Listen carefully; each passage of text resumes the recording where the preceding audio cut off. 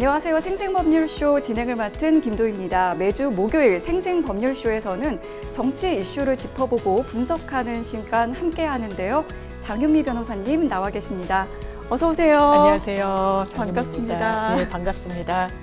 네, 요즘에 정말 총선이 한 달 앞으로 다가왔죠. 네. 연일이 뭐예요? 이제 막 실시간으로 막 뜨거운 뉴스들이 쏟아지고 있는데 어떻게 변호사님도 총선이 좀 다가오고 있다 실감하고 계신가요? 그렇죠. 제 주변에도 나는 정치 뉴스 전혀 안 본다. 뭐 이런 분들도요. 요즘은 정치가 드라마보다 재밌다. 그리고 워낙에 뉴스랑 기사가 쏟아지다 보니까 안 볼래야 안 볼 수가 없다. 이런 말씀들을 하시더라고요. 이제 바야흐로 정치의 계절이 돌아왔구나 체감하고 있습니다. 네, 정말 체감을 직접 하고 계신 것 같은데 잠시 후에 저희가 그 이야기, 아주 뜨거운 이야기 이어가도록 하겠습니다. 지금 이 방송은 유튜브를 통해서도 실시간으로 함께 방송되고 있는데요. 많은 시청 부탁드리겠습니다. 유튜브를 통한 소통의 창구도 활짝 열어줄 텐데요. 방송 중에 궁금하신 질문들 올려주시면 저희가 바로 답도 해드리겠습니다. 많은 참여 부탁드리겠습니다. 여러분은 지금 생생법률쇼와 함께하고 계십니다.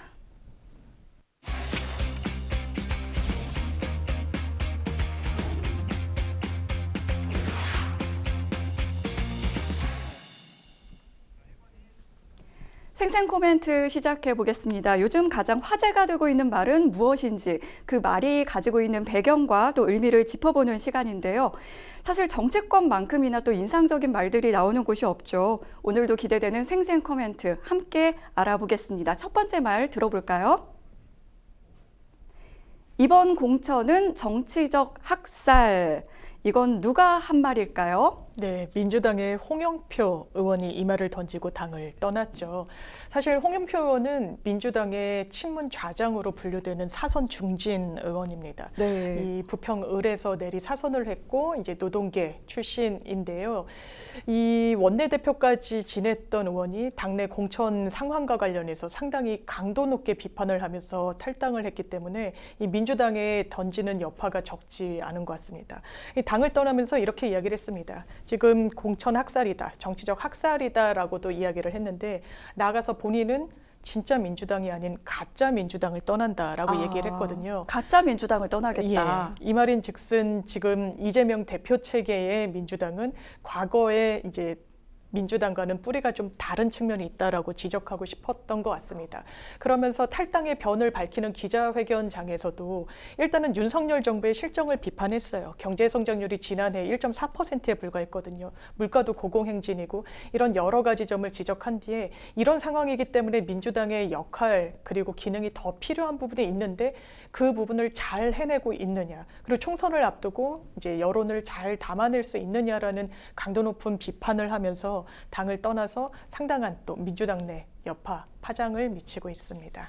네, 사실 탈당이 좀 예견된 일이었다라는 예상들도 있었지만 또 임종석 전 비서실장이 잔류를 결정하면서 홍영표 의원이 진짜 탈당을 할까 이런 또 의구심 있는 시선도 있었거든요. 그런 전망이 있었던 부분이 있죠. 왜냐하면 기본적으로 지금 민주당 내 공천 상황과 관련해서 공천을 받지 못했다, 상대적으로 불이익을 받았다라고 하는 진영은 이른바 친문 그룹입니다.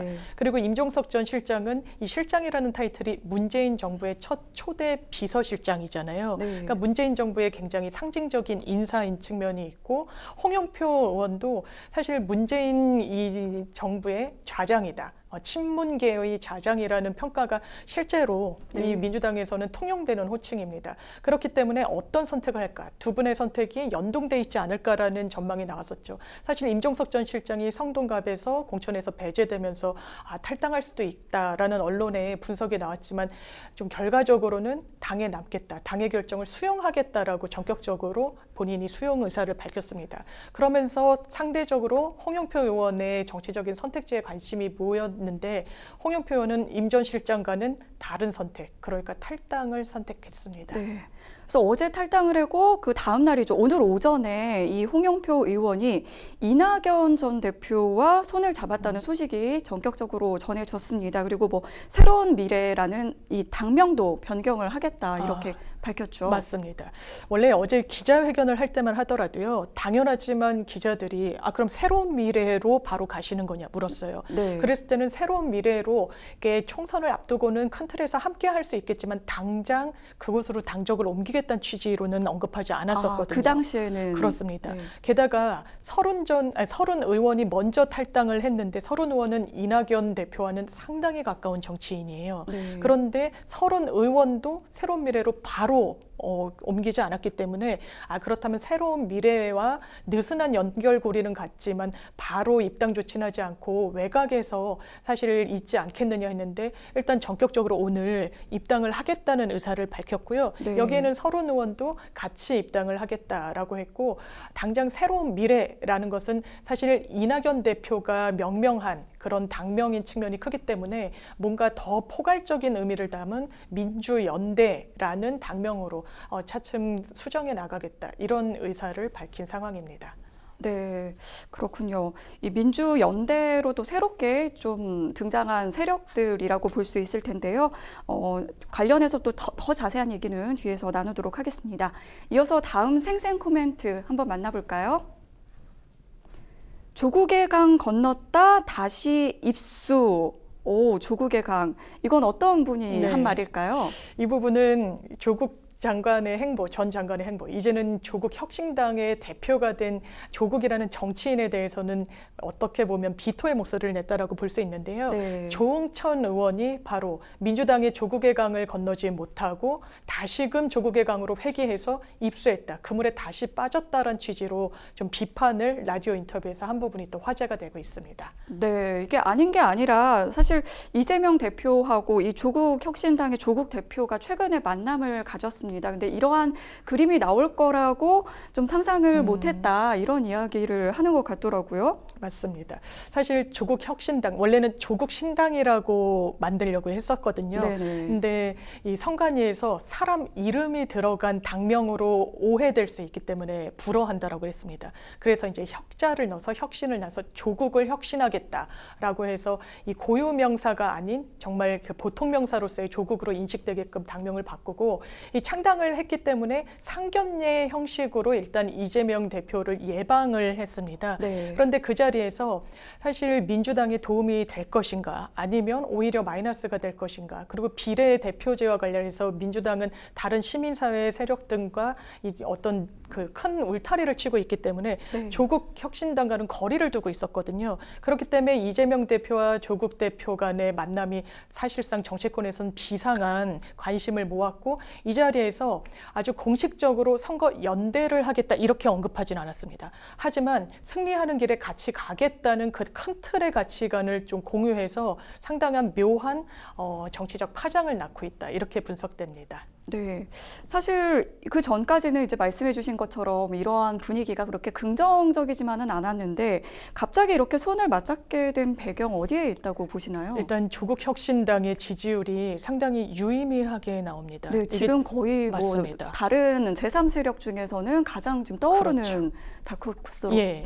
오르고 있죠. 그래서 이 부분과 관련해서 민주당의 셈법도 사실 복잡해질 수밖에 없는데 지금 여러 지표들의 추세를 좀 종합해 보면 국민의힘은 국민의 미래라는 비교적 선명한 위성정당을 만들었죠.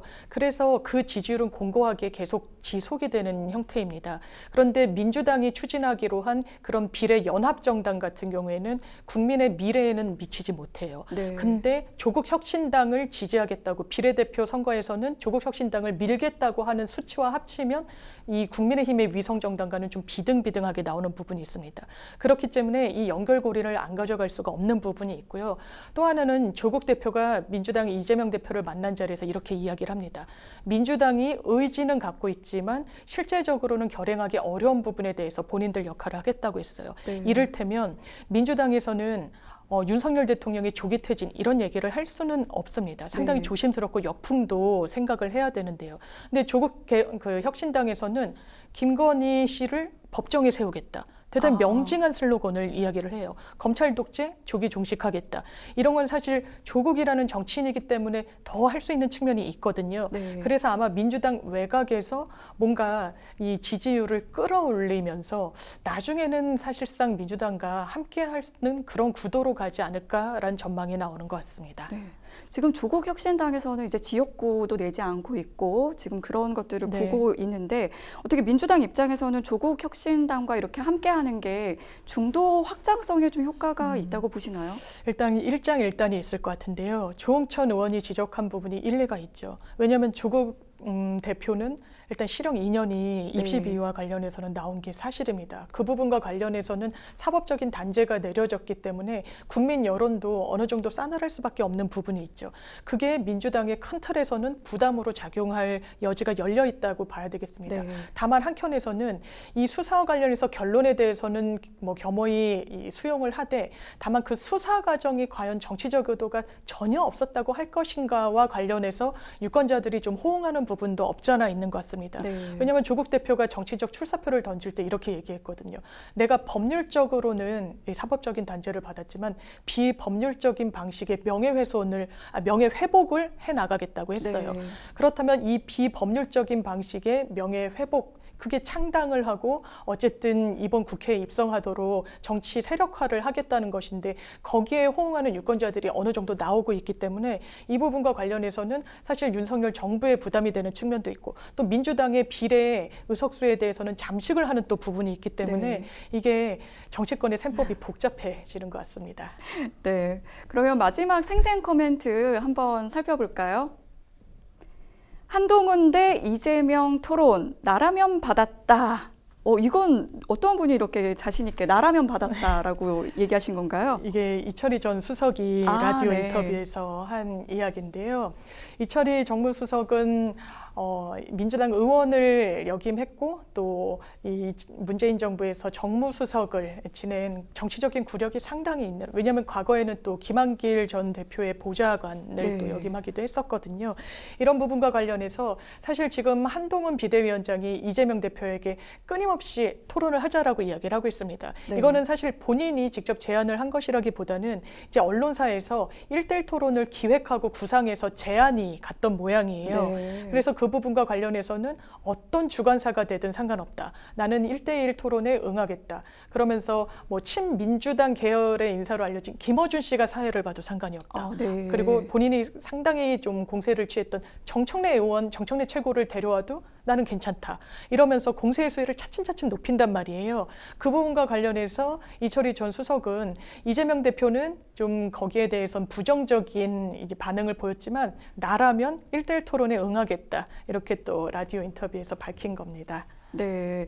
사실 그런데 이 한동훈 위원장이 이렇게 이재명 대표를 바라보고 이렇게 그 토론의 장으로 나와라 하는 것과 다르게 또 한동훈 위원장을 바라보는 또 한 분이 있네요. 이준석 대표는 오히려 한동훈 비대위원장에게 내 지역구로 나와서 출마해서 나랑 좀 토론하자 이렇게 했다고 해요. 맞습니다. 이준석 대표의 개혁신당의 좀 지지율과 관련해서 이런 제안을 한 걸로 봐야 할까요? 그렇죠. 지금 출로가 조금 애매한 부분이 있는 것 같아요. 사실 개혁신당이 지지자들 사이에서는 자강론이 상당히 창당 직후에 강했습니다. 자강론이라는 건 이 부분과 관련해서 다른 세력과 연대하지 말고 우리 스스로 한번 국회 입성을 뚫어보자라는 것이었어요. 네. 그리고 항상 이준석 대표가 선거의 전략으로 세웠던 게 세대 포이론이라고 해서 4050 말고 2030을 주축으로 해서 어떤 표심을 결집해 보겠다라는 전략이었거든요. 그런데 이른바 이낙연 신당과 창당을 선언하면서 굉장히 탈당 러시가 이어지기도 했었단 말이에요. 네. 그리고 지지율이 한번 떨어진 이후에 회복할 조짐을 잘 보이고 있지 않습니다. 네. 오늘도 윤여준 전 장관이 한 라디오 인터뷰에서 차라리 젊은 세대를 확실히 잡고 가는 그런 유의미한 상징성을 지닌 정당으로 처음부터 갔다면 어땠을까 아쉬움이 크게 남는다라고 지적했는데 이 부분이 이낙연 신당이라는 건 사실 구세대 정치인인 측면인 부분이 있어서 이 색깔과 의미가 퇴색했다는 거죠. 그러니까 이준석 대표로서는 어떻게든 모멘텀을 정치적으로 마련해야 되는데 그 중에 하나가 한동훈 비대위원장에 대한 공세의 수를 높이는 것 같습니다. 기존부터 한동훈 비대위원장에 대해서는 상당히 상찬을 하다가요. 또 어떨 때는 굉장히 깎아내리기도 하고 이랬었거든요. 최근에도 뭐 방망이를 절대로 쥐지 않는 타자가 있다. 뭐 네. 말만 한다라는 취지로 좀 폄훼를 하기도 했었는데 이 부분도 그러면 이재명 대표는 한동훈 비대위원장과 같이 토론을 못하겠다고 하는 이유 중에 하나가 어쨌든 본인이 야당의 대표인데 대통령과 만나기 전에 먼저 비대위원장은 전당대회를 통해서 선출된 권력이 아니잖아요. 네. 사실상 비상한 상황이기 때문에 어쩔 수 없이 그 상황 속에서 사실상의 당대표직을 수행하고 있어서 좀 급이 맞지 않는다는 취지로 돌려보냈거든요. 그랬더니 이준석 대표가 그 기회를 놓치지 않고 그러면 나랑 토론을 붙자. 1대1 네. 토론은 나랑 하자라고 해서 서로 이 비판이 향하는 그 짝대기가 엇갈리고 있는 그런 상황입니다. 네, 이렇게 한쪽을 바라보는 그 시선들이 각각 엇갈리고 있는데 또 이어서 또 이야기 나눠보도록 하겠습니다. 지금까지 생생 코멘트 만나봤고요. 저희는 뉴스픽스로 다시 돌아오겠습니다. 여러분은 생생 법률쇼와 함께하고 계십니다.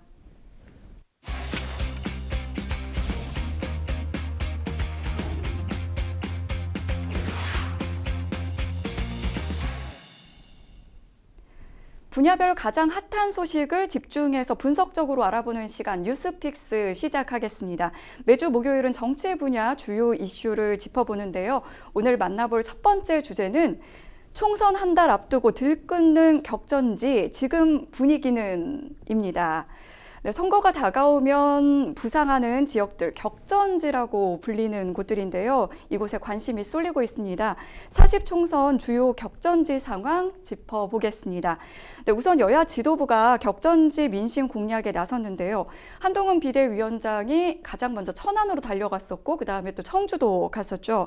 어떻게 보면 좀 중원 공략에 나선 게 아니냐 이런 이야기 나오는데 그 분위기가 상당히 괜찮았다고 그 보도가 됐던 것 같아요. 그렇습니다. 제가 이제 국민의힘의 당직자나 아니면 비대위원장 수행하시는 분들한테 여쭤보면 정말 현장의 분위기가 엄청 뜨겁다라고 이야기를 하시더라고요. 시민분들이 열렬히 환호하고 응원하기도 한다라는 건데요. 최근에 한동훈 비대위원장이 중원이라고 지칭되는 천안, 청주를 잇따라 방문을 했습니다. 충청권 표심은 역대 총선에서 상당히 중요하죠. 왜냐하면 어떤 상황 속에서 특정 정당에 대한 일방적인 지지를 한다기보다는 정치적인 상황 속에서 전략적인 선택을 하기도 했고 어떤 바로미터 역할을 하는 지역이기 때문에 여야 공이 상당히 공을 들이는 지역이라고 할 수 있는데요. 이 지역을 찾아서 한동훈 비대위원장이 본인의 어떤 개인사와 관련해서 내가 어렸을 때 이 지역에서 좀 살았다. 그리고 또 한동훈 비대위원장이잖아요. 청주한 씨라서 또 그 인연을 강조하기도 하고 내가 다니던 초등학교 요 바로 앞에서 떡볶이를 먹기도 했다. 대단히 디테일이 살아있는 본인의 개인사를 또 이 지역과 연결을 지으면서 지역 표심 공략에 나섰습니다. 네, 한동훈 위원장이 아기를 안고 이렇게 있는 그런 장면들도 맞습니다. 나오고 굉장히 시민들이 뜨겁게 반응하는 모습 보였습니다. 사실 청주 지역의 경우에는 이 민주당이 굉장히 강세였고 4년 전에 또 모두 다 더불어민주당에서 승리를 거뒀던 곳이잖아요. 맞습니다. 그래서 신경을 쓴다고 봐야 할까요? 그런 부분이 분명히 있겠죠. 지난 총선 때는 민주당이 180석을 차지하면서 이른바 풍향계 역할을 하는 지역에서는 상당히 많은 의석수를 가져갔어요. 뭐 호남은 전통적 지지세가 강하기 때문에 민주당 강세로 승리를 했다라고 해도 이런 중원이라고 지칭되는 충청권에서도 다 표를 상당히 많이 가져갔거든요. 국민의힘으로서는 이번에는 이 절대 다수석을 가졌던 민주당을 심판해야 된다라는 기치를 내걸고 충청권 표심에도 호소를 하고 있는 부분입니다. 그러면서 어떤 정책적인 행보를 해서 아까 짚어주신 대로 이런 워킹맘들, 그래서 아기가 같이 등장을 했던 것이거든요. 사실 타운홀 미팅 형식의 정책 간담회를 관련된 시민들과 함께 하기도 했고요. 이러면서 충청권 표심 잡기에 상당히 공을 들이는 모습입니다. 네, 충청권에서 이렇게 또 회의를 홍보 효과가 상당하니까 민주당 측에서도 또 이재명 대표가 좀 마음이 좀 조급해지지 않을까 싶은데요. 아무래도 그럴 수 있죠. 지금 공식 선거 운동에 돌입하기 이전이긴 한데 상대적으로 국민의힘은 뭐 조용한 거 아니냐, 공천이. 민주당은 좀 공천 잡음이 나오는 거 아니냐. 탈당한 의원들과 관련해서도 여러 이제 이야기들이 나오고 있는데 일단은 민주당은 거의 공천 작업이 앞부분에 좀 어려운 작업들이 많아서 많아서 상대적으로 파열음이 컸던 부분도 네, 있거든요. 그렇죠. 그래서 이제는 마침표를 찍고 아마 충청권 표심이 중요한 건 국민의힘도 그렇지만 민주당도 당연히 마찬가지인 겁니다. 수성을 해야 되고 이 표를 다시금 국민들 유권자 표심을 가져와야 되는 숙제가 있는 부분이 있어서 아마 지금도 이재명 대표가 여러 지역을 돌면서 어떤 민심 행보 그리고 정책 행보를 하고 있는 그 연장선상에서 당연히 충청권에 대해서도 좀 심혈을 기울이지 않을까 생각됩니다. 네, 이재명 대표는 종로로 갔습니다. 고 노무현 전 대통령의 사위죠. 곽상원 후보 지원 유세를 시작으로 또 그 다음에는 영등포로 갔습니다. 영등포가 지금 굉장히 뜨거운 지금 네. 지역구로 떠오르고 있는데 영등포로 간 이유가 있겠죠? 이유가 있죠. 왜냐하면 영등포 갑에 김영주 의원이 3선을 했어요. 비례를 한번 하고 내리 3선을 했거든요. 지역구 관리를 상당히 잘하는 의원으로 민주당에서도 유명합니다. 그런데 이 의원과 관련해서 윤리점수 빵점 이랬을 때 아니 국회 부의장이고 그리고 문재인 정부 초대 노동부 장관까지 하셨는데 어떻게 이 점수가 빵점이지? 좀 네. 의아하다라는 부분이 있었어요. 그 당시에는 이재명 대표도 제가 점수를 드렸다면 존경하는 의원님이기 때문에 상당히 높은 점수를 드렸겠다라고 했지만 김영주 의원은 상당히 강하게 반발했습니다. 네. 그리고 강하게 반발하면서 이거 공천이 제대로 되는 것이냐라는 엄청난 공격이 있었어요.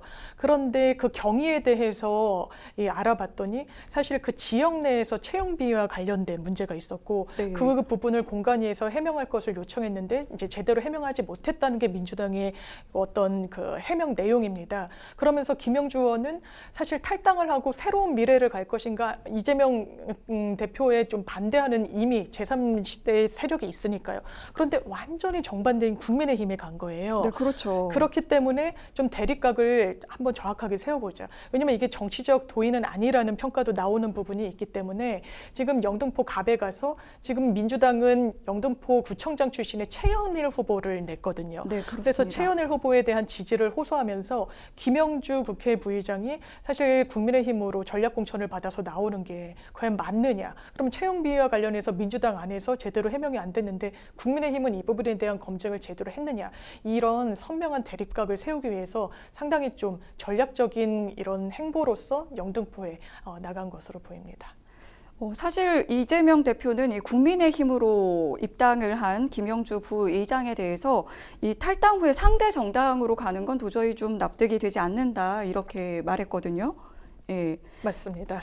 그러니까 이게 모르겠어요. 그 문재인 정부의 초대 노동부 장관이셨어요. 그리고 이분이 중대재해처벌법과 관련해서 국민의힘의 당론이 뭐냐면 이걸 유예해야 된다는 겁니다. 50인 미만 사업장에 대해서도 전격적으로 확대 적용하는 그 기한과 관련해서 이걸 유예해 줄 것을 대통령이 공식적으로 국회에 요구하기도 했고요. 국민의힘은 당론으로 유예하는 방안을 채택을 했어요. 이때 김영주 국회 부의장이 민주당 의원이니까요. 또 노동계 대모라고 지칭되는 분이기 때문에 네, 그렇죠. 기가 차다고 비판을 상당히 했었습니다.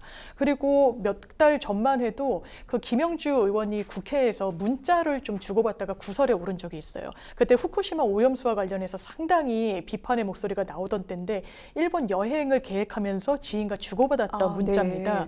그 당시에 국민의힘이 어떻게 했느냐. 비판하는 걸 넘어서 윤리특위에 제소를 했거든요. 네. 그러면 이 김영주라는 정치인과 국민의힘 사이에 사실상의 교집합은 찾기가 상당히 어려운 부분이 있어요. 그러네요. 그런데 바로 국민의힘에 간다? 그럼 본인이 한 번 더 국회의원을 되기 위한 그 의도 말고는 제대로 설명이 안 된다는 게 민주당의 입장인 거죠. 그렇기 때문에 이 부분에 대한 그 강도 높은 비판을 민주당 내에서 좀 가져가고 있는 것 같습니다. 네. 그리고 말씀해 주신 것처럼 김영주 부의장 그리고 최현일 전 영등포 구청장 여기에 또 이 두 사람이 맞붙게 되면서 격전지로 부상을 했는데 어떤 승부를 좀 펼칠 것으로 보여지나요? 상당히 관전 포인트가 있는 지역구가 돼버린 거죠. 그냥 김영주 의원이 민주당에서 공천을 받았다면 그 당시에 그 국민의힘의 예비 후보들도 여러 명이 있었어요. 동아일보 논설위원 출신의 언론인 출신의 예비 후보도 있었고 한 4-5분이 뛰고 있었는데 다 그냥 승복하면서 김영주 의원 전략공천 우리는 수용하겠다라고 물러섰거든요. 그래서 김영주 의원이 바로 같은 당에 몸담고 있던 최현일 구청장과 어떻게 보면 싸우는 구도가 돼버린 겁니다. 네, 그렇죠. 그래서 만약에 유권자 선택을 김영주 의원이 받지 못하게 되면 탈당의 명분은 최소한 유권자 설득하는 데는 실패했다라는 게 되는 거고, 만약에 승리하게 되면 민주당이 이 공천 과정 중에 잡음이 나왔던 부분이 결과적으로 문제가 있었구나, 이런 또 결론이 날 수도 있어서 아마 이 지역이 그 어느 때보다 양당이 모두 사활을 걸 수밖에 없는 그런 구도로 돼버린 것 같습니다. 네, 이제 앞으로 뭐 표심이 어디로 흘러갈지 좀 주목이 되고 있죠. 이재명 대표 그리고 본인의 지역구도 좀 살뜰히 챙기려고 하는 것 같습니다. 이번 총선의 또 최대 격전지로 떠오르는 게 인천 계양을인데요. 미니 대선이라는 말도 나오고 있고 명용 대전 성사에 대해서 또 말이 많은데요. 변호사님은 어떻게 보고 계신가요? 사실 미니 대선이란 말이 부족하지 않죠. 예, 원희룡 전 장관은 장관을 역임했고 사실 지난 대선 때도 예비 후보로 뛰었던 분 아닙니까? 네. 윤석열 대통령의 경쟁자였던 거죠. 같은 당 안에서. 그리고 나중에는 이제 윤석열 당시 후보가 이제 대선 후보 본선으로 가게 되면서 대장동 1타 강사다 해가지고 굉장히 힘을 실어주기도 했단 말이에요. 그리고 이재명 대표는 민주당의 유력한 대선 주자인 거를 부인할 수가 없습니다. 그럼 대선 주자들끼리의 어떤 경쟁이라는 점에서도 상당한 상징성이 있고, 사실 원희룡 장관 같은 경우에는 국토교통부 장관이었기 때문에 어떤 SOC 사업과 관련해서 지역의 열망을 또 담아낼 수 있는 그런 기대감을 이끌어낼 수 있는 정치적인 그런 뭐랄까요, 장점이 있거든요. 네. 그래서 이 부분의 지역구를 이재명 대표가 수성할 것인가. 그리고 워낙에 이 지역이 전통적으로 민주당 강세 지역이었던 건 맞습니다. 송영길 전 대표가 내리 5선을 하기도 했고요. 네. 그리고 인천시장까지 역임하면서 표밭은 상당히 다져놓은 상황인데, 그런데 지난 그 보궐선거 때 이재명 대표가 두 자릿수 차이로 넉넉하게 이기긴 했지만 네. 과거 선거의 어떤 그 결과와 봤을 때는 비교적 그 표 차이가 붙었거든요. 네. 그래서 이 지역에 대해서도 그냥 함부로 낙관할 수 있는 그런 안전한 지역은 아니다라는 게 민주당 내부에서도 평가가 나오는 것 같습니다. 네, 원희룡 전 국토부 장관 입장에서도 좀 생각해 보면 이게 뭐 이겨도 저도 크게 손해 볼 게 없다 이런 시선도 있더라고요. 그렇죠. 본인으로선 정치적으로 전혀 손해가 져도 설사 진다고 해도 되지 않을 겁니다. 일단 이기면 그야말로 파란인 거예요. 네. 당대표를 꺾었다. 그리고 정통적인 민주당 강세 지역에서 원희룡의 저력을 보여줬다. 굉장히 정말 다크호스로 급부상할 겁니다. 네. 설사 지더라도요. 여기는 원래 국민의힘의 어려운 지역이었다. 그리고 지금 야당의 당대표를 상대로 싸우는 거는 사실상 어렵지 않겠느냐라는 기류가 분명히 있기 때문에 네. 이른바 젖잘싸 기류가 생길 거다라는 분석이 많아서 원희룡 전 장관으로서는 사실 뭐 동작을 간다, 뭐 분당 쪽에 간다, 여러 말들이 나왔었지만요. 고향 쪽에 간다는 이야기가 나왔었는데 결과적으로는 본인한테는 정치적으로 나쁘지 않은 선택지를 집어든 것 같습니다. 네, 험지 출마라는 어떤 명분도 가져갈 수 있고, 그런데 국민의힘으로서는 좀 쉽지 않은 승부처가 되지 맞습니다. 않을까 그런 의견이 예, 있는 것 같습니다. 말씀드렸다시피 이 지역은 전통적으로 민주당이 승리를 총선 때마다 해왔던 지역인 건 부인할 수 없습니다. 다만 아까 말씀드렸다시피 예전만큼 넉넉한 표차로 이기고 있는 지역은 아니에요. 이게 수도권과 서울 일부 전통적인 민주당 강세 지역이라고 분류되는 곳도 뭐 재개발 재건축이 일어나고 아파트 대단지가 들어서면서 표심이 상당히 유동적이라는 평가가 내부에서도 많이 나오거든요. 그리고 과거보다 여론조사를 돌려봤을 때 그렇게 안심할 수 없다라는 이야기가 나오기 때문에 이 지역도 이렇게 달라진 표심이 과연 판세를 바꿀 정도로 영향력을 미칠 것인가가 또 하나의 관전 포인트인 것 같습니다. 네, 이런 가운데 어제였죠. 이재명 대표가 원희룡 전 장관을 겨냥해서 양평고속도로를 대통령 처가 땅 근처로 바꿔버린 책임이 있는 것으로 드러나고 있다. 이렇게 목소리를 높였습니다. 그리고 원 장관이 이거를 또 경찰에 허위사실 유포 혐의로 고발장을 제출했죠. 맞습니다. 일단 민주당의 전략은 그런 것 같습니다. 지금까지 공천 파열음이 있었지만 일단은 마무리 수순에 접어들고 있는 만큼 윤석열 정부의 실정을 부각하는 데 올인하겠다라는 걸로 보여요. 네. 여러 가지 어떤 이슈 파이팅 할 수 있는 부분들이 있죠. 이를테면 김건희 여사의 명품백 수수와 관련한 부분, 그리고 또 하나는 이른바 양평고속도로가 왜 그 도로가 그 변경됐는지 여부에 대한 겁니다. 네. 그때 국토교통부 장관이었던 원희룡 장관이 굉장히 세게 비판을 했어요. 민주당의 어떤 공세에 대해서 날파리 때다 뭐 이렇게까지 이야기를 네. 하면서 정말 내가 끝까지 한번 싸워보겠다. 이건 문제가 없다라고 이야기를 했거든요. 그러는 와중에 이재명 대표가 원희룡 장관일 때 이 부분이 바뀌었다. 네. 도로가 왜냐하면 예비 타당성 조사까지 거쳤는데 이렇게 바뀐 전례가 없지는 않은데 좀 드문 건 사실이라고 하더라고요. 그래서 이와 관련한 공세를 계속 혹시 김건희 여사의 어떤 친척들 그리고 본인의 본가와 관련된 땅이 있는 곳으로 일부러 낸 거 아니냐라는 의혹과 관련해서 이게 원희룡 장관의 책임이었던 것처럼 이야기를 하니까 원희룡 전 장관은 이건 본인이 장관으로 좀 입각하기 이전에 이미 네, 좀 결론이 났던 부분 결정됐다고 맞습니다. 이렇게 밝히고 있죠. 그래서 이건 팩트가 틀렸고 이 부분에 대해서는 공직선거법상 허위사실 공표죄로 내가 문제 삼겠다라는 취지로 법적 공방으로까지 이 공이 넘어가고 있는 그런 상황입니다. 네, 이 논란도 계속해서 좀 저희가 추이를 살펴봐야 할 것 같고요. 또 거물급 후보들이 경쟁을 벌이는 곳이 있습니다. 경기도 성남시의 분당갑 선거구인데요. 분당 북부 지역과 판교 신도시가 자리해서 또 이곳에 관심이 쏟아지는데 현역인 안철수 의원 그리고 이광재 전 사무총장 여기에다가 개혁신당의 류호정 전 의원까지 가세를 했습니다. 3파전이 굉장히 주목을 받고 있어요. 왜냐하면 거물 3파전이다 이렇게 언론에서 조망을 하고 있는데요.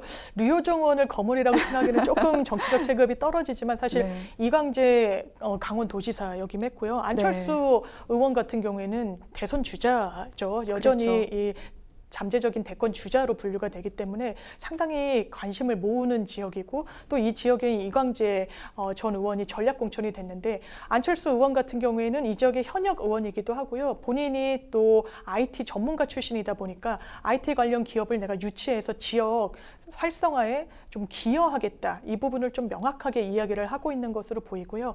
이광재 전 의원 같은 경우에는 내가 어떤 재개발, 재건축에 대한 노하우를 이 지역 발전에 좀 녹여낼 수 있도록 최선을 다하겠다. 이렇게 이야기를 하고 있습니다. 류호정 의원의 출사표도 상당히 눈길을 끄는 대목이죠. 제3지대 후보들이 지역구 출사표를 던진 경우가 아직까지는 많이 눈에 띄지는 않기 때문에 네. 류호정 의원이 지역 어디를 갈까 했는데 본인이 IT 기업의 노동자 출신이잖아요. 네. 게임 업체 근로자였었기 때문에 청년 어떤 표심에 호소할 수 있는 지역에 출사표를 던진 것으로 보입니다. 네, 좀 아래로 내려가 보겠습니다. 낙동강 벨트 한번 살펴볼까 하는데요. 중진 의원들이 많이 나오던데요. 이 부산과 경남의 중진 의원들이 이제 민주당 현역 의원들이 있는 지역구로 대거 옮겨가면서 좀 격전지가 여러 곳 만들어졌죠. 그렇죠. 민주당 전재수 의원이 있는 곳이 북강서갑, 부산의 북강서갑인데요. 거기에 대해서 전재수 의원을 꺾을 만한 국민의힘의 중진을 보내겠다라고 해서 어떤 전략적인 재배치를 국민의힘에서 했습니다. 네. 그래서 전재수 의원의 대항마로 내세운 건 상당히 다선인 서병수 의원입니다. 서병수 의원도 본인의 원래 관리하던 지역구에서 옮겨가는 게 정치인으로서는 상당히 부담이잖아요. 하지만 당의 어떤 요청을 수용하겠다라고 하면서 전재수 의원과 겨루겠다고 했고 낙동강 벨트라는 건 정말 이게 전통적인 민주당 지지세가 강한 것도 아니고 그때그때 상황에 따라서 국민의힘 지지로 몰렸다가 또 민주당 지지로도 갔던 이런 지역이기 때문에 어느 당이 승리를 안전하게 좀 장담하기는 어렵거든요. 그래서 이 지역에 대해서 누가 과연 이길 것인가가 상당한 좀 관심사고요. 또 하나는 경남 양산 을입니다. 양산은 문재인 전 대통령이 지금 거주하고 있는 양산사저가 있는 곳이기도 하고요.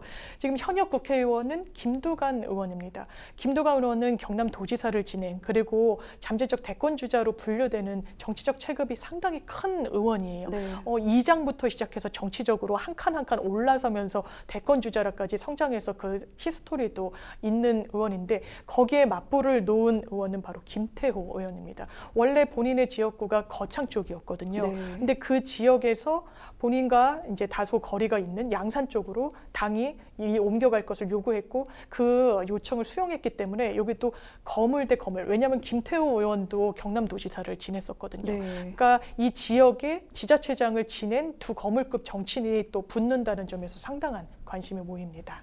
네, 후보자들 윤곽이 드러나면서 초접전 지역들이 늘고 있는데 앞으로 표심 방향 어떻게 흘러갈까요? 일단 표심은 그런 것 같습니다. 일단 정부 집권 여당에 힘을 실어줘야 된다. 그래야 어쨌든 또 국정 운영이 순항하지 않겠느냐는 의견이 당연하지만 한켠에 있고요. 또 하나는 윤석열 정부가 경제, 물가, 뭐 국방, 외교 이런 부분에 대해서 뭐 아쉬운 부분이 있는 거 아니냐. 그렇다면 민주당한테 기회를 줘서 이 정부를 견제할 수 있도록 힘을 실어주자. 이 두 가지 논리를 갖고 이 양당이 어떻게 유권자들을 설득해내는지가 관건일 것 같습니다.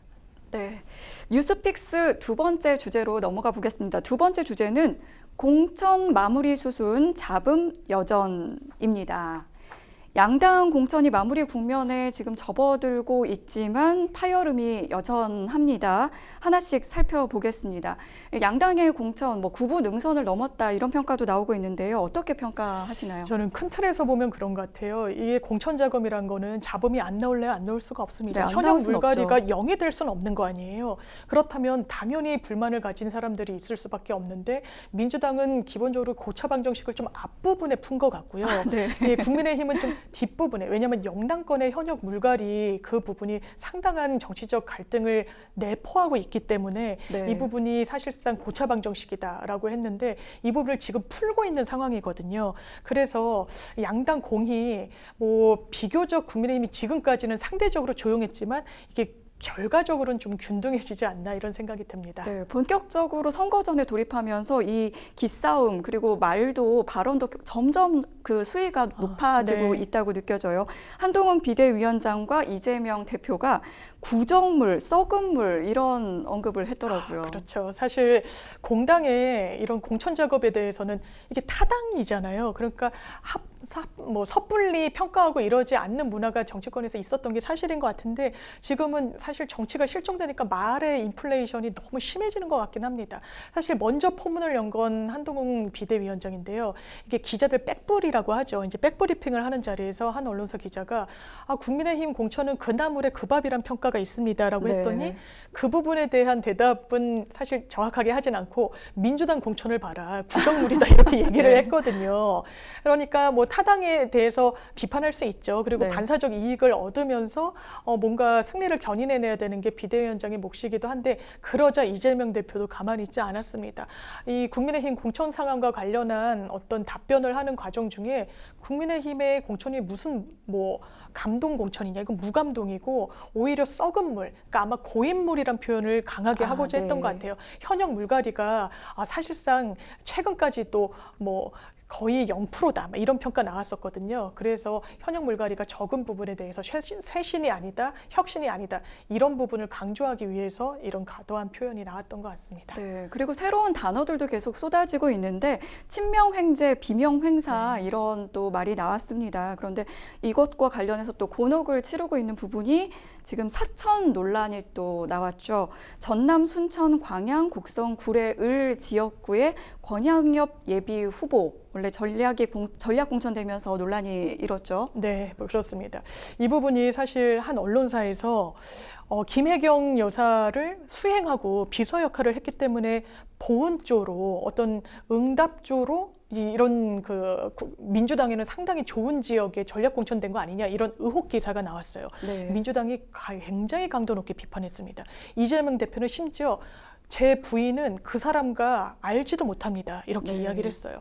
왜냐하면 권양엽 예비후보가 지난 대선 때 배우자실의 부실장을 했던 건 맞습니다. 네. 그런데 실제로 수행을 하거나 그때 수행을 했던 건 이해식 의원이었거든요. 강동의 지역구를 둔. 네. 왜냐하면 그 실장 역할을 했기 때문에.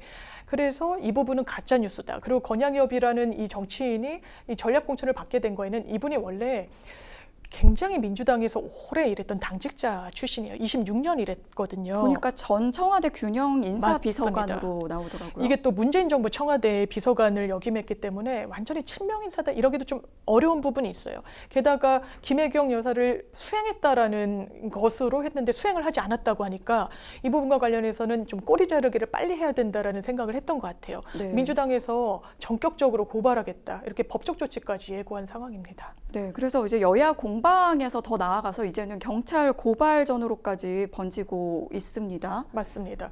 일단은 가짜 뉴스를 유포한 부분에 대해서는 법적 책임을 묻겠다. 이게 공직선거법상 허위사실 공표죄다. 해당 언론사와 기자 그리고 국민의힘 관계자들을 대상으로 문제 제기를 했습니다. 국민의힘 여기서 물러설 수 없죠. 네. 그래서 이 부분 무고죄다. 이건 허위로 거짓으로 변명을 하고서 우리를 오히려 가짜로 고발한 거다. 이런 이야기를 하고 있는데요. 이 주장의 근거는 그렇습니다. 이 권양엽 예비 후보가 과거에 대선 국면 때 사진을 본인의 SNS에 올린 게 있어요. 이게 네. 김혜경 씨가 어떤 공식 행사에 참여하고 있는 그런 부분을 본인이 찍어서 올린 것 같습니다. 그렇기 때문에 이 행사에 참여한 거 수행을 했다는 근거 아니냐라고 이야기를 하면서 이 근거가 있는데 이걸 가짜 뉴스라고 하면서 우리를 법적으로 문제 삼는 거 이거 무고다라고 해서 또 맞불을 놓고 있는 상황입니다. 네, 그래서 결국에는 이 공천을 좀 철회를 했죠. 이 후보가 오히려 공천을 요구를 네, 이게 경선을 맞습니다. 가겠다 해서 수용을 한 것으로 나왔는데요. 일각에서는 좀 민심에 반응을 한 것이 아니냐 이렇게 또 보더라고요. 그렇습니다. 사실 민주당 입장에서는 전남에 여성 의원이 나온 전례가 없다라고 하더라고요. 아, 네. 워낙에 좋은 지역이라서 이 당내 경쟁이 진짜 치열하거든요. 그래서 여성 정치인이 약간 발붙이기가 좀 어려웠던 부분이 있었던 것 같아요. 그래서 여성 전략공천 지역으로 했는데 이렇게 뭔가 뒷말이 나오고 사천 논란이 이어지니까 오히려 이 권 후보가 본인이 자처해서 짚어주신 대로 그렇다면 나 경선 가겠다. 여기 현역 민주당 의원이 있거든요. 그래서 경선 체계로 바뀌었고 이 부분과 관련해서는 예비 후보 본인의 의사를 수용할 측면도 있지만 당연하지만 논란을 좀 잠재우기 위한 당의 전략적인 측면도 있었던 것 같습니다. 네, 그리고 어젯밤 민주당에 굉장히 또 큰 사건이라고 해야 될까요? 20개 지역구의 경선 결과가 발표가 됐는데 비명계 현역이 무더기로 탈락을 했다. 이런 기사가 또 쏟아졌습니다. 그런데 친명계 인사들도 상당히 많이 네. 탈락하긴 했어요. 예, 뭐 이를테면 조상호, 금천의 조상호 변호사는 이재명 대표의 변호인이어서 혹시 왜냐면 성동갑에 전략공천 된다는 막 기사도 나오고 했었거든요. 네. 본인이 또 한양대 출신이라서 성동과의 인연도 있었는데 어쨌든 고배를 맞았습니다. 최기상 현역 의원의 그 틀을 넘지 못했던 걸로 보이는데요. 일단 아무래도 언론에서 조망하는 건 친명 인사들의 생환 내지 현역을 꺾은 부분이 더 주목을 끌 수밖에 없어 보이는데 또 관심을 상당히 끌었던 지역 중에 하나는 은평을입니다. 네, 그렇죠. 은평을은 강병원 의원이 비명계로 분류가 되는 의원이거든요. 그리고 이 지역에 출사표를 던졌던 분은 김우영 예비 후보였습니다. 김우영 예비 후보는 민주당 최고위원회에서도 한번 경고를 준 적이 있어요. 왜냐하면 강원도당 위원장이었고 네. 강원도당 위원장에서 직계제가 되지 않았는데 은평으로 와서 이제 선거운동을 했었거든요. 그래서 그 부분과 관련해서는 본인이 원래 은평에서 상당히 오래 의원을 했던 이미경 의원의 보좌관 출신입니다. 그래서 네. 이 지역 사정을 잘 알고 본인이 은평구청장까지 했었어요. 그리고 지난 총선 때도 강병원 의원과 겨뤘다가 패배하고 강원도, 본인의 고향이 강원도라서 갔던 측면이 있는데 그래도 강원도당 위원장까지 했던 사람이 은평으로 사실 복귀하는 거는 정치적 도의가 아니지 않느냐라는 비판 목소리가 민주당 내에서도 나왔던 부분이 있었습니다. 하지만 좀 현역 의원을 꺾고 어쨌든 본선행 티켓을 거머쥐게 됐습니다. 네, 이번에는 또 국민의힘으로 가볼까요? 박근혜 전 대통령의 최측근으로 꼽히는 분이죠. 유영하 변호사, 전통적인 강세 지역인 대구 달서갑 후보로 확정이 됐습니다. 공천관리위원장이 시스템에 따른 것이라고 말했지만 이게 굉장히 또 그 시선이 그렇죠. 또 여론이 그렇게 좋지가 않은 부분도 있습니다. 당 안팎에서는 탄핵의 강을 넘지 못했다. 이런 비난이 나오더라고요. 왜냐하면 유영하 변호사가 공천된 건 박근혜 전 대통령의 입김이 없다고 생각하는 유권자들은 많이 안 계실 거예요. 일단 이 지역의 현역 의원인 홍석준 의원이 이게 시스템 공천이냐고 반격했습니다. 왜냐하면 본인이 하위 평가자로 분류가 됐던 것도 아니고 지역에서 경쟁력이 낮다라고 평가가 된 것도 아닌데 갑자기 유영하 변호사를 전략 공천 준 거거든요. 경선 기회도 보장해주지 않았어요. 네. 사실 윤석열 대통령이 박근혜 전 대통령을 상당히 자주 만났습니다. 이 부분과 관련해서 과연 유영하 변호사에 대한 언급이 없었을까라는 물음표가 있는 부분이 있는 거죠. 그리고 더더군다나 유영하 변호사는 탄핵에 대해서는 비판하는 입장입니다. 탄핵이 잘못됐다라는 입장인 거죠. 그렇다면 국민이 어쨌든 그 당시에는 상당히 원했고 헌법재판소에서 결론을 낸 이 부분이 다시금 소환된다? 이걸 부정한다? 국민의힘에 과연 선거전략상 도움이 되는 공천인 것이냐? 이런 부분이 당 안팎에서 나오고 있는 것 같습니다. 네, 그래서 그 현역 의원이죠. 홍석준 의원의 반발이 상당했습니다. 정무적 판단이라고 생각된다. 이렇게 말을 했고요. 그리고 또 서울 강남병에서는 고동진 전 삼성전자 사장이 우선 추천되면서 거기에 있는 현역 유경준 의원이 또 반발을 한 상태입니다.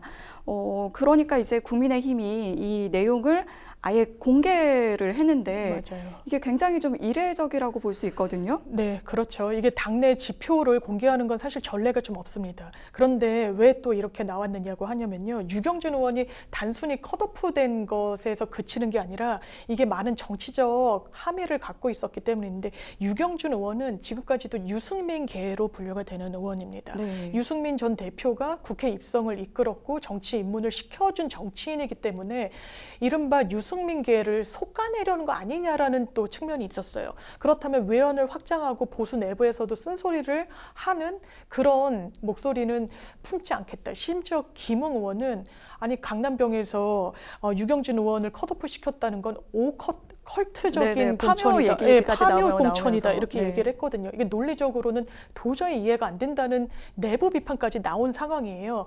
그러자 당에서는 사실은 경쟁력, 왜냐하면 6.1주연이 나는 한 40점 나오고 경쟁 후보 20, 거의 2배, 더블 스코어가 차이가 난다라고 하니까 그 정도 아니다라고 하면서 지표를 공개했는데 근데 그 지표에 따르더라도 유 의원이 1등인 건 맞아가지고요. 네. 이 여진이 계속될 것으로 보입니다. 네, 정영환 국민의힘 공천관리위원장이 이 40 총선 공천 과정에서 현역 교체율에 대해서 이번 주말 경선까지 포함하면 35% 정도가 최종될 거다 이렇게 내다봤는데 이 수치의 의미는 어떻게 보십니까? 일단 현역 물갈이가 지난 총선보다 훨씬 못 미친다는 언론들의 분석이 상당히 많았어요. 그리고 국민의힘의 공천이 혁신 공천이 아니라 퇴행 공천이란 취지의 언급도 많이 언론에서 나왔었거든요. 왜냐하면 일단 현역 물갈이가 너무 적었고 지금까지는요. 그리고 여성 청년의 공천 비율이 지난 총선 때보다도 떨어졌습니다. 네네. 그래서 평균 연령을 보더라도요. 지난 총선 때보다 높아져서 한 58세가 넘었어요. 그러면 이게 과연 참신하게 다가갈 것이냐라고 하니까 국민의힘 공관위 측에서는 현역 물갈이 비율 우리 점차적으로 높아질 거다. 그래서 최종적으로는 35% 정도가 될 거다라고 이야기를 했습니다. 네, 최근에 정당 지지율 성적표를 살펴보면 국민의힘이 대부분 좀 앞서가는 그런 분위기입니다. 공천 과정에서의 행보가 좀 영향을 미쳤을까 싶기도 하고 또 한동훈 효과가 좀 있었다라고 뭐 그런 평이 나오더라고요. 그런 부분이 당연히 있다라고 봐야 되겠죠. 한동훈 비대위원장에 대해서 당을 어쨌든 정치 초년생 치고는 상당히 좀 매끄럽게 하고 있다는 평가가 나오는 부분이 있는 것 같고요. 공천 잡음이 민주당에 비해서 상대적으로 적었던 것도 지금까지는 사실입니다. 이런 과정을 국민들이 보면서 국민의 힘에 대한 지지세의 반등으로 표심이 옮겨가고 있는 것 같습니다. 공천 갈등 후폭풍 속에서 당 지지율까지 지금 하락세를 하고 있는 민주당이 좀 갈 길이 좀 멀어 보이는 부분이 있는데요. 그런데 이제 공천 과정 잡음 때문이라고 좀 보여지는 부분인데 여론조사에서 국민의힘보다 10%포인트 이상 낮은 수치를 기록했습니다. 이건 민주당이 상당히 겸허하게 수용해야 되겠죠. 물론 그 내부 지표를 좀 보면 중도층 표심이 완전히 국민의힘으로 간 건 아니다. 이런 분석도 나오기는 하는데요. 어쨌든 표심의 추세를 보면은 민주당이 이른바 윤석열 정부의 실망한 표심을 잘 끌어안지 못하고 있는 것도 사실이에요. 그런데 이제 공식 선거운동에 접어들고 선거 대진표가 확정이 되면 이런 대립각을 분명히 세우면서 모멘텀을 마련해 나간다는 전략인 것 같습니다. 네, 그리고 이제 그 친문 세력도 좀 끌어안아야 된다라는 비판을 좀 의식해서였을까요? 이재명 대표가 황희 의원 지역구를 찾아가서 지지 연설을 또 하기도 했습니다. 이 통합 행보가 좀 필요한 시점이라고 볼 수 있겠죠. 당연히 그런 정치적 해석을 의식한 행보라고 봐야 되겠죠. 황희 의원은 문재인 정부에서 문화체육부 장관을 역임했던 인사입니다. 양천 갑에 있고 심지어 이 황희 장관과 경쟁했던 후보와 3명이 합심하겠다, 우리는 승리로 나아가겠다 이렇게 하면서 강한 메시지를 내기도 했거든요. 그래서 이른바 친문에 대해서도 내가 도울 수 있는 부분은 돕겠다. 그리고 친문 단수공천된 의원들에 대해서도 계속해서 환기를 하면서 이 원보이스 강조를 하고 있는 상황으로 보입니다. 네, 이제 공천이 이제 마무리 단계에 접어들었는데 이제 마무리가 되면 곧바로 이제 본격적인 선거 유세가 또 시작이 됩니다. 한 달 앞으로 이제 다가온 총선, 그 안에 일어날 만한 변수라든지 변곡점 또 어떤 게 있을지 궁금한데요. 사실 한 달여 앞으로 다가왔는데요. 이 정치 경험이 많으신 분들은 한 달 상당히 길다라고 하시더라고요. 네. 어떤 변수가 있을지 정말 모르는 겁니다. 지난 총선 때는 옥새를 들고 나르샤라고 해서 옥새를 들고 나섰거든요. 그러니까 여러 이런 변곡점이 아직 많이 남아있기 때문에 어떤 지지율은 추세로만 좀 참작을 하고 정확하게 표심을 떠안기 위한 정치 전략을 잘 양당이 세워야 될 것 같습니다. 네, 생생법률쇼 어느새 마칠 시간이 됐습니다. 오늘 함께해 주신 장윤미 변호사님 고맙습니다. 감사합니다. 생생법률쇼 저희가 마련한 소식은 여기까지입니다. 시청해 주신 여러분 고맙습니다.